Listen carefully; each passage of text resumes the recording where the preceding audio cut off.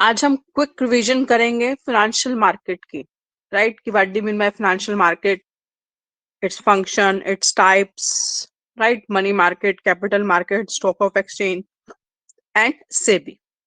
Clear? पहले हम बात करते हैं फाइनेंशियल मार्केट कि what do mean by financial market क्या होती है। Clear? It refer to that market which creates and exchange financial assets। वो मार्केट जो फाइनेंशियल एसेट्स को क्रिएट करती है और एक्सचेंज करती है। किसको? फाइनेंशियल एसेट्स को। फाइनेंशियल एसेट्स बोले तो शेयर्स, डिवेंचर्स, राइट? उनको क्रिएट करती है और एक्सचेंज करती है। The sector there is surplus to the sector where is needed. जहां पर सरप्लस है वहां से लेती है और जहां नीड है वहां देती है। The financial system has three main parts. Financial market, तीन पार्ट हैं इसके। First one financial market, second financial institutions and third financial securities. Clear? Financial market, financial institutions and financial securities. Demand supply कौन कौन करता है? कोई भी family ले सकती है उसको, फाइनेंशियल इंस्टीट्यूशंस ले सकते हैं, commercial bank, insurance, foreign investors. ये पैसा सारे के सारे कहाँ देते हैं? फाइनेंशियल मार्केट के अंदर दे दिया। अब इन पैसों का यूज कौन कौन करता है? कोई भी कर सकता है। वो बिजनेस भी हो सकता है, वो इंडस्ट्री भी हो सकती है, वो एग्रीकल्चर सेक्टर भी हो सकता है और वो गवर्नमेंट सेक्टर भी हो सकता है। क्लियर? तो ये फाइनेंशियल मार्केट काम क्या करती है? करती क्या है? यहां से ये सेविंग लेती है। कहां से? फैमिली से, इंस्टीट्यूशन से, कमर्शियल बैंक से सेविंग लिया और उसको चैनलाइज करती है प्रोडक्टिव वे में, मतलब उनका यूटिलाइजेशन करती है, वो लोगों को देती है, मतलब बिजनेस को प्रोवाइड करती है, वो इंडस्ट्री को प्रोवाइड करती है, वो एग्रीकल्चर को प्रोवाइड करती है, ताकि वो इन पैसों का यूज कर सकें। राइट? सेविंग लेती है वो हमसे, क्लियर, और उनका यूज करती है और ताकि इकोनॉमिक ग्रोथ हो सके। राइट? कल हम लोगों ने केस स्टडी पढ़ी थी ना कि इकोनॉमिक ग्रोथ बिल्कुल रुक गई थी, लोग सेविंग नहीं कर रहे थे, लोग सेविंग ही कर रहे थे। राइट? जब तक वो सेविंग लोगों के पास है, उसका यूज नहीं हो रहा, तो उसका फायदा क्या? इकोनॉमिक डेवलपमेंट तो रुक जाएगी। उस सेविंग को जब तक कहीं इन्वेस्टमेंट नहीं करोगे, कहीं यूटिलाइजेशन नहीं करोगे, उस फायदा क्या? उस इकोनॉमिक डेवलपमेंट नहीं हो पाएगी। तो उस सेविंग को यूटिलाइज करने के लिए इन्वेस्टमेंट अपॉर्चुनिटीज क्रिएट की गई, like shares, like debentures, like commercial papers, तो उनके लिए अपॉर्चुनिटीज क्रिएट की गई। तो ये जो फाइनेंशियल जो मार्केट है, ये काम यही करती है कि आपकी सेविंग लेकर प्रोडक्टिव वे में लगाती है। सेकेंड पॉइंट ये करती है facilitating price discovery. Price discovery का मतलब क्या है? According to demand and supply ही आप प्राइस देखोगे ना। Like goods and services, the investor also try to discover the price of their securities. Right? Demand और सप्लाई को देखकर आप प्राइस डिस्कवरी करेंगे। तीसरा, प्रोवाइड लिक्विडिटी। लिक्विडिटी क्या कह रहा है कि this is a market where a buyer and seller of all the securities are available all the time. Buyer और सेलर हमेशा ऑल द टाइम अवेलेबल रहते हैं। This is the reason that it provide liquidity. Liquidity कहने का मतलब क्या है कि इन्वेस्टर जब भी मनी इन्वेस्ट कर रहा है, whenever they desire, जब भी उसका मन करेगा, the securities through the medium of financial market, they also can convert their investment into money। उसका जब मन करेगा वो अपनी इन्वेस्टमेंट को मनी में कन्वर्ट करवा लेगा। That is called a provide liquidity to financial assets. Next आपका आ रहा है reduce the cost of transaction. ये क्या कहता है? Various type of information are needed while buying and selling securities. आपको बहुत सारी इंफॉर्मेशन की आवश्यकता होती है जब आप खरीदते हो और बेचते हो सिक्योरिटीज को। Much time and money is spend in obtaining the same. बहुत सारा टाइम और पैसा खर्च होता है इसको लेने में। The financial market make available every type of information. जो फाइनेंशियल मार्केट होती है वो आपको हर तरह की इंफॉर्मेशन प्रोवाइड करवाएगी विदाउट स्पेंडिंग एनी मनी, बिना मनी स्पेंड किए हुए। राइट? तो आपकी कॉस्ट ऑफ ट्रांजेक्शन्स भी क्या हो जाएंगी? इसमें कम हो जाएंगी। फिर हम बात करते हैं फाइनेंशियल मार्केट होती कितने तरह की, टाइप्स ऑफ फाइनेंशियल मार्केट। तो there are two types, money market, capital market. फिर बोल रही हूँ, money market, capital market. Money market जो हम शॉर्ट टर्म में इन्वेस्टमेंट करते हैं उसे मनी मार्केट कहते हैं, और कैपिटल मार्केट जब हम लॉन्ग टर्म में इन्वेस्टमेंट करते हैं तो उसे मनी मार्केट कहते हैं।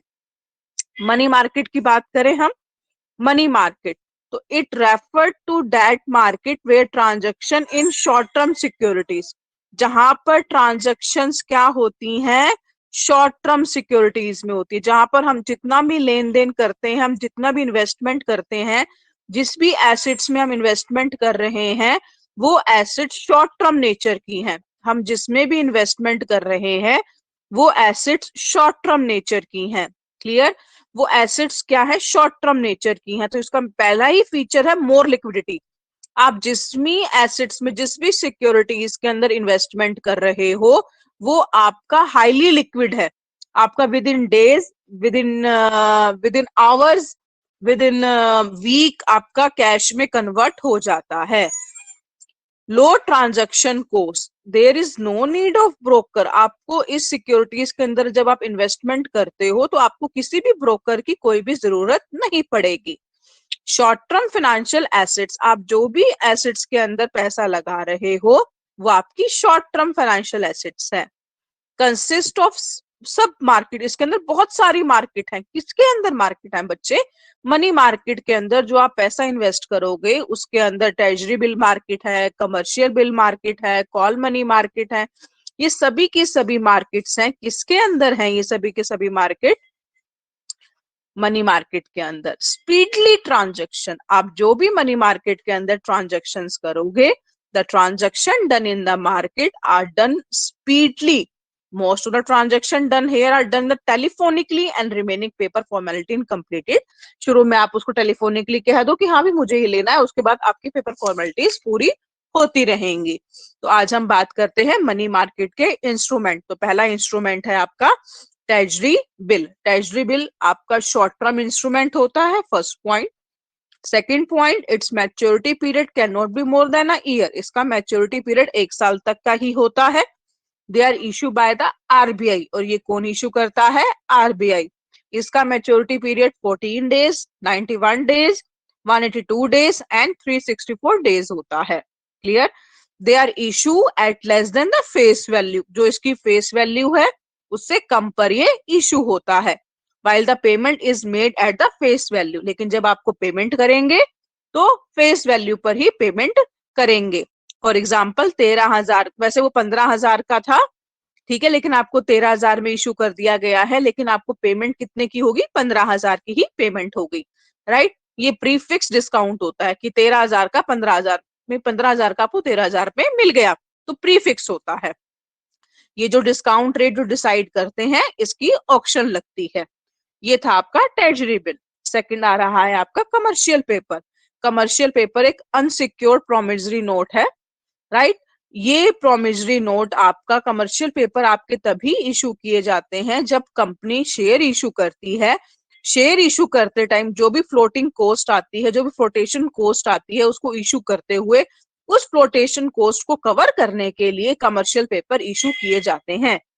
क्लियर? ये commercial paper for a period of 15 days, 12 months के लिए इशू किए जाते हैं, इशू एट अ डिस्काउंट। लेकिन ध्यान रखना, ये मनी जो है आपकी वो फ्लोटिंग कॉस्ट के लिए होती है। जो आप जब इशू शेयर करते हो तो फ्लोटिंग कॉस्ट जो आती है उसको बियर करने के लिए कमर्शियल पेपर इशू किए जाते हैं। तीसरा आ रहा है आपका call money. Call loan means the loan document the payment for which can be made a short notice either by a borrower or a lender। मतलब ये नोटिस आपका 1 दिन से 15 दिन का हो सकता है। कई बार ऐसा होता है कि जो बैंक्स वगैरह होते हैं उनकी सीआरआर एसएलआर रेट में चेंजेस आ जाते हैं, कैश रिजर्व रेशियो में चेंजेस आ जाते हैं। 1% का चेंज आने पर करोड़ों रुपए का चेंज आ जाता है। राइट? तो इनको उस करोड़ों रुपए को कवर करने के लिए इनको लोन लेना पड़ता है। क्या लेना पड़ता है? लोन, जिसे हम कॉल लोन कहते हैं। जैसे 1 दिन के लिए लोन लेना, उस रिजर्व को मेंटेन करने के लिए, उस कैश रिजर्व को मेंटेन करने के लिए आपको लोन लेना पड़ता है 1 दिन का या 2 दिन का। क्लियर?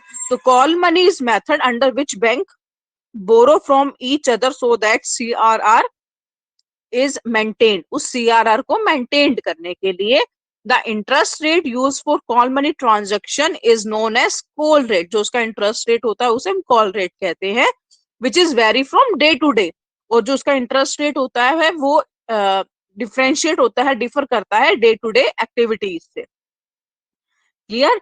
आगे कहता है डीलिंग प्रोसेस क्या है इसका, the number of person dealing through this instrument is limited, इसकी जो लोएस्ट अमाउंट है इसमें जो आप इन्वेस्टमेंट करने की वो है 10 करोड़ और इसकी मैक्सिमम है आपकी 100 करोड़ रुपीस है। नेक्स्ट जो इंस्ट्रूमेंट आ रहा है वो आपका आ रहा है सर्टिफिकेट ऑफ डिपॉजिट। तो certificate of deposit is a negotiable instrument, same can be transfer, आप इसको ट्रांसफर कर सकते हो।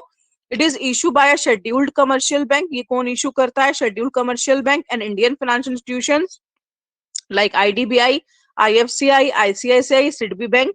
इसकी मिनिमम अमाउंट कितनी है आपकी 5 लाख, आप 5 लाख तक की इसमें इन्वेस्टमेंट कर सकते हो उससे, और उसका 25 लाख। कमर्शियल बिल फिर आ गया आपके कमर्शियल, ये तो थे आपके कमर्शियल पेपर, और ये आ रहे हैं आपके commercial bill like a bills of exchange. याद है कि ड्रॉअर और ड्रॉई होता है इसके अंदर, वो एक बिल बनाते हैं, ड्यू डेट होती है उसके ऊपर, उस ड्यू डेट के ऊपर आप लोगों को बिल की पेमेंट करनी होती है। अगर आपको उससे पहले अमाउंट चाहिए तो आप बैंक जा सकते हैं और उस बिल को डिस्काउंट करवा सकते हैं। ये तो थे आपके मनी मार्केट जिसमें आप इन्वेस्टमेंट कर सकते हो। आप मनी मार्केट के अंदर treasury bill, commercial bill, call money, certificate of deposit, commercial bill के अंदर पैसा लगा सकते हो। फिर आपका आ रहा है कैपिटल मार्केट। कैपिटल मार्केट आपकी क्या है, लॉन्ग टर्म सिक्योरिटीज, आप लंबे समय के लिए सिक्योरिटीज के अंदर इन्वेस्टमेंट करेंगे। It satisfy long term financial requirement, आपकी लॉन्ग टर्म फाइनेंशियल रिक्वायरमेंट्स को पूरा करेगा ये आपका, right. It perform trade off function, it help capital formation, ये आपकी कैपिटल फॉर्मेशन को इंक्रीज करेगा, चेंज इन स्टॉक को इंक्रीज करेगा, एक फिक्स्ड इन्वेस्टमेंट को इंक्रीज करेगा, right. It help in creating liquidity, अगर आपको इसमें भी चेंजेस, अगर आपको भी इसको सेल करना है अकॉर्डिंग टू टाइम, या आपने उसी टाइम खड़े पैर आपने सेल करना है तो आप कर सकते हो। कैपिटल मार्केट के दो पार्ट्स हैं, प्राइमरी एंड सेकेंडरी। प्राइमरी का मतलब है न्यू इशू मार्केट, जहां पर आपके बिल्कुल नए शेयर इशू किए जाते हैं, ठीक है। तो ये नए इशू से रिलेट करता है, इसका कोई पर्टिकुलर प्लेस नहीं होता, इसको इशू करने के बहुत सारे मेथड्स हैं, जैसे पब्लिक इशू, आप पब्लिक को इशू कर दो।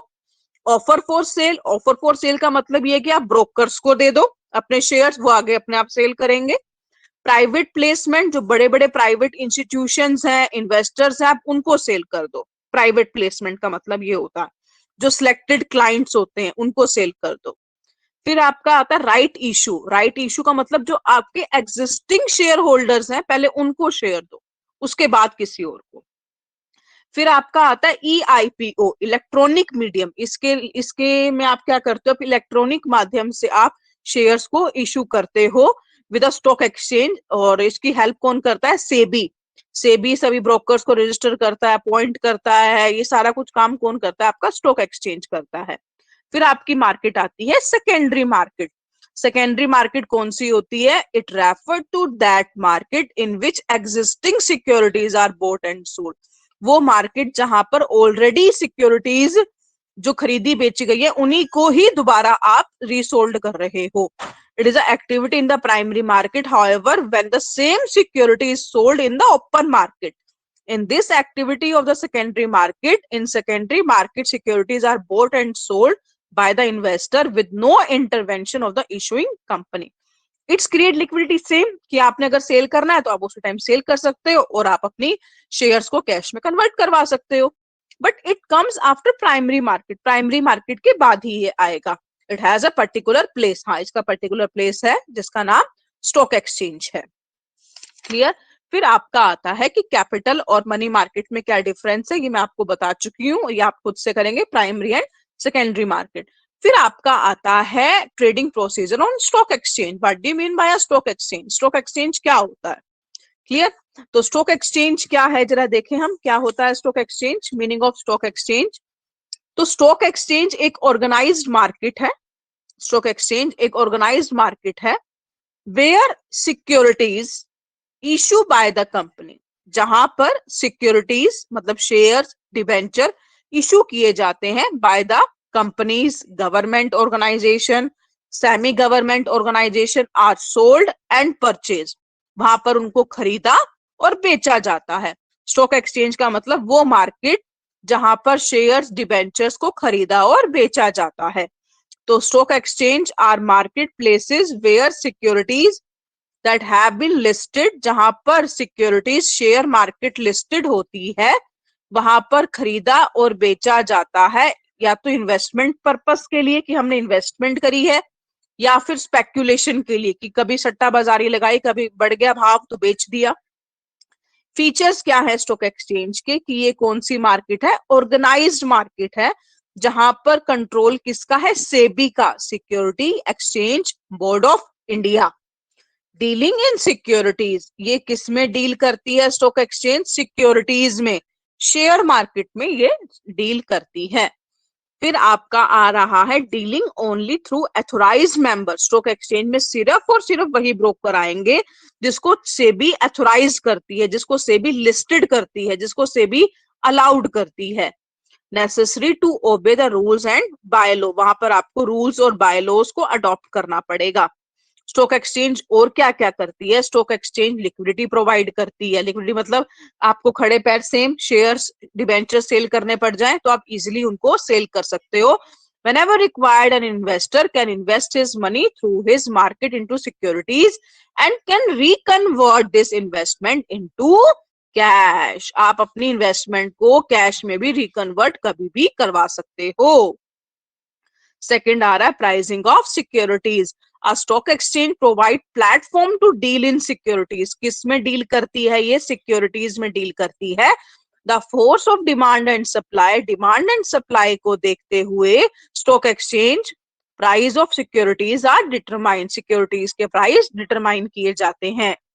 Safety of transaction, stock exchange are organized market, they fully protect the interest of investor, ये पूरा का पूरा प्रोटेक्ट करती है इन्वेस्टर्स के इंटरेस्ट को। Each stock exchange has its own law and bylaw, her stock exchange के खुद के लॉ और बायलॉ होते हैं। Each member of stock exchange has to follow them, her stock exchange को इसको फॉलो करना पड़ता है। If any member is found violating them, his membership is cancelled, जैसे ही उसको लगता है कि किसी मेंबर ने वॉयलेटिंग किया है तो उसकी मेंबरशिप क्या कर दी जाती है, कैंसिल कर दी जाती है। For instance, if any broker working in stock exchange charge more commission, अगर कोई भी ब्रोकर ज्यादा कमीशन ले रहा है, देन एनी इन्वेस्टर और मिसलीड हिम, अगर कोई भी वो मिसलीड कर रहा है तो स्टॉक एक्सचेंज उसको फाइन देना पड़ेगा। नेक्स्ट आ रहा है contribute to economic growth. A stock exchange provide liquidity to securities. Stock exchange क्या प्रोवाइड करती है, लिक्विडिटी प्रोवाइड करती है। First, the benefit of the change in the market price of securities can be taken advantage, जैसे कि price ऊपर नीचे होते हैं इन्वेस्टर उस चीज का एडवांटेज उठाते हैं। Secondly, the need for money they can be sold, और जैसे उनको मनी की आवश्यकता पड़ती है वो उनको सोल्ड भी कर देते हैं। Spreading equity cult, share market collect every type of information, share market हर तरह की इंफॉर्मेशन लेती है in respect of listed company. Generally this information is published in case of need anybody get it, किसी को भी अगर वो इंफॉर्मेशन चाहिए होती है तो वो कहीं से भी वो ले लेते हैं स्टॉक एक्सचेंज से free of cost. Providing scope for speculation, when securities are purchased with a view to getting profit as a result of change in market price is called speculation. आपको लगता है कि कल प्राइसेस बहुत ज्यादा बढ़ने वाले हैं, सट्टा बाजारी आप आज ही खरीद लो कल बेच दो, तो उसे स्पेक्यूलेशन कहते हैं। तो ये भी अलाउड करती है, कौन अलाउड करती है, स्टॉक एक्सचेंज अलाउड करती है। तो क्या क्या ट्रेडिंग प्रोसीजर है स्टॉक एक्सचेंज का, पहले आप ब्रोकर सेलेक्ट कर लो सेबी से कि आपने किस ब्रोकर के थ्रू स्टॉक को खरीदना है। उसके बाद आप अपना किसी बैंक में जाके डीमेट अकाउंट खुलवाओ, क्योंकि डीमेट अकाउंट आपका मेनली स्टॉक के लिए होता है, शेयर मार्केट के लिए होता है, और इस डीमेट अकाउंट को दो जने रिप्रेजेंट कर रहे होते हैं, दो इंस्टीट्यूशन रिप्रेजेंट कर रहे होते हैं, एक एनएसडीएल और एक सीडीएसएल।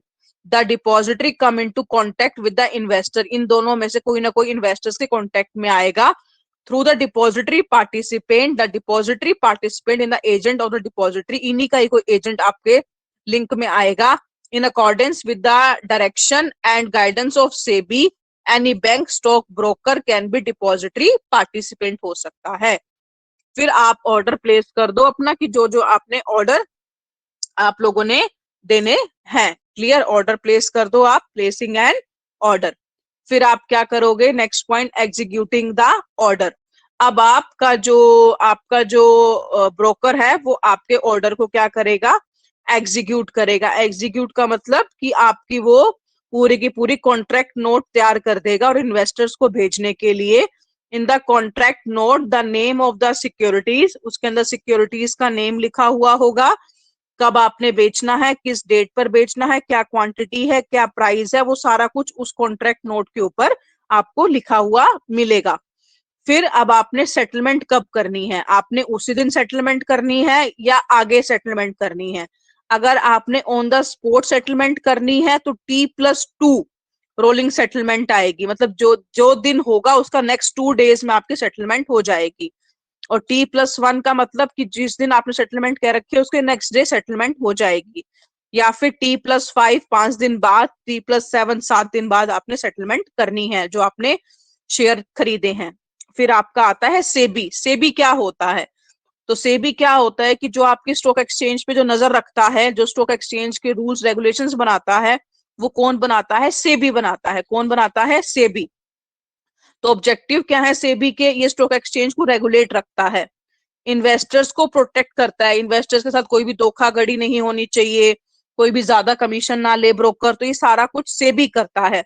इनसाइडर ट्रेडिंग, कोई अंदर की इंफॉर्मेशन बाहर तो लीक नहीं कर रहा स्टॉक एक्सचेंज की, जिसके कारण वो शेयर खरीद लेते हैं और बेच देते हैं, तो ये भी वो रोकता है। क्या रोकता है, इनसाइडर ट्रेडिंग भी रोकता है।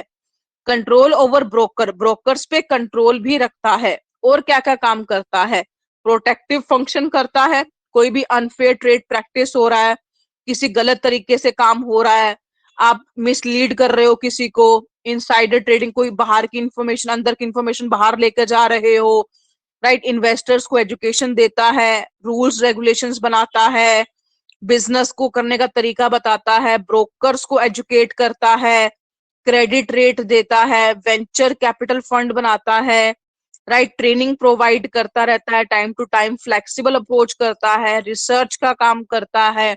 तो सेबी मतलब securities exchange board of India, जो स्टॉक एक्सचेंज को ध्यान में रखकर काम करता है, स्टॉक एक्सचेंज पर नजर रखता है कि किसी भी इन्वेस्टर्स के साथ, किसी भी ब्रोकर के साथ कोई भी गलत काम ना हो रहा हो। वो इन्वेस्टर को सेफ रखने की कोशिश करता है। कल को आपके साथ कोई चीटिंग होती है, किसी भी इन्वेस्टर्स के साथ कोई भी किसी भी प्रकार की चीटिंग होती है, तो उसको सेबी कंट्रोल में काम करके करता है। सेबी जैसे हमारा कोई कंज्यूमर कोर्ट होता है, किसी कंज्यूमर के साथ कुछ भी गलत हो जाए, उसी तरह से स्टॉक एक्सचेंज में कोई भी गड़बड़ होती है तो आप सेबी के पास जा सकते हैं।